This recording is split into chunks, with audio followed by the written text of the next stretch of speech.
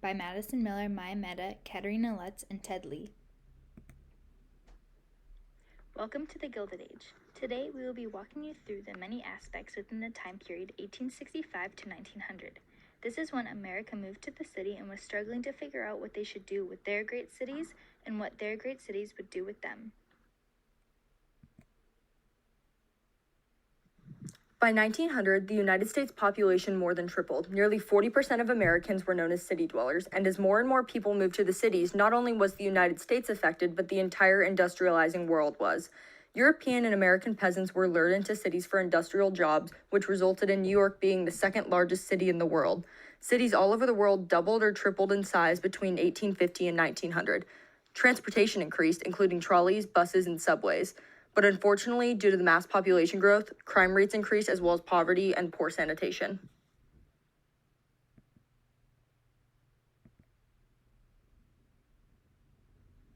From 1850 to 1870, more than 2 million immigrants came from Europe.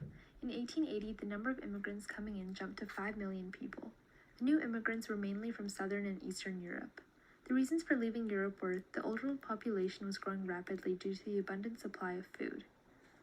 The America fever in Europe was another reason for immigration. The United States was known as the land of opportunity and the land of the free.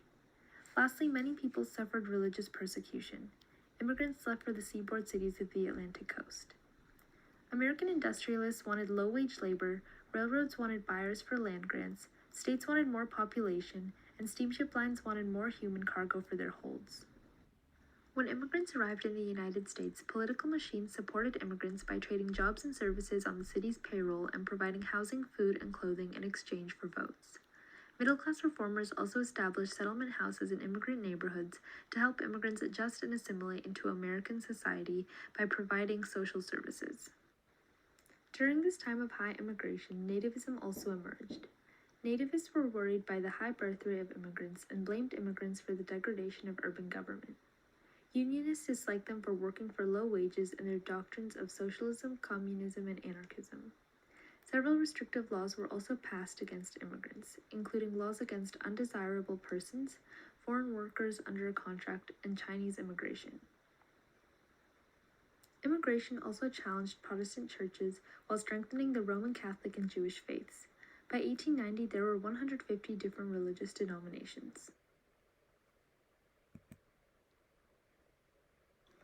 Darwin's theory was the idea that higher forms of life had slowly evolved from lower forms through the process of biological evolution, also known as survival of the fittest. In society, he believed that certain people were in higher power simply because they are naturally better, which heavily applied to social class in the 19th and 20th centuries. As social Darwinism gained popularity, inequality increased. The belief that quality of human race should be improved by privileging what was known as the best arose. Darwin's theory was seen to play a key role in the development of scientific and humanist ideas. Darwin published On the Origin of Species in 1859, which was highly controversial, as evolution cast a doubt on literal interpretation of the Bible, which disrupted churches.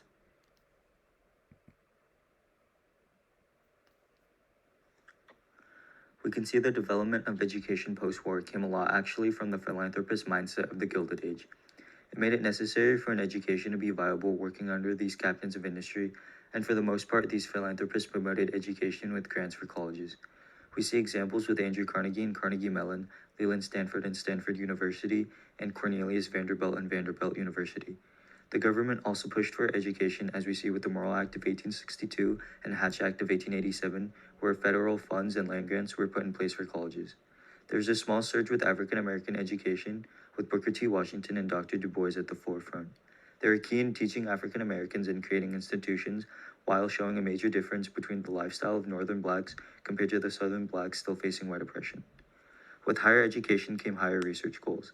The country started to change their mindset on specialized sciences, and research laboratories became a fad among most institutions, starting with Johns Hopkins. Literature grew after the war too, with writers like Mark Twain and Ernest Hemingway. These writers were characterized by heavy drinking and love affairs, writing as a longing to go back to a period before the war. The urban environment was extremely hard on families. This time period is known as the era of divorce. The late 19th century dates the beginning of the divorce revolution that transformed the United States social landscape in the 20th century. Urban life strictly dictated changes in work habits and family size. For example, on the farm, more children meant more helping hands, but in the city, more kids meant more mouths to feed. Birth rates were dropping and family size continued to shrink. Women were growing more independent in the urban environment. In 1890, militant suffragists formed the National American Women's Suffrage Association. The founders included Elizabeth Cady Stanton and Susan B. Anthony. During this time period, people were continually seeking out the pursuit of happiness.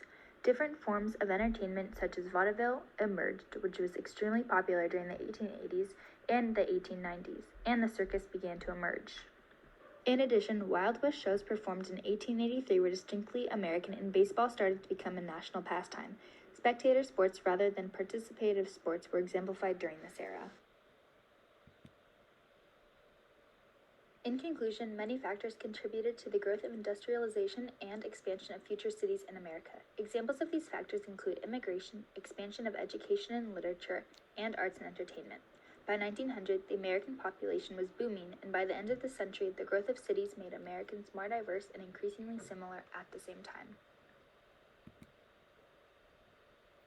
We hope you enjoyed our presentation.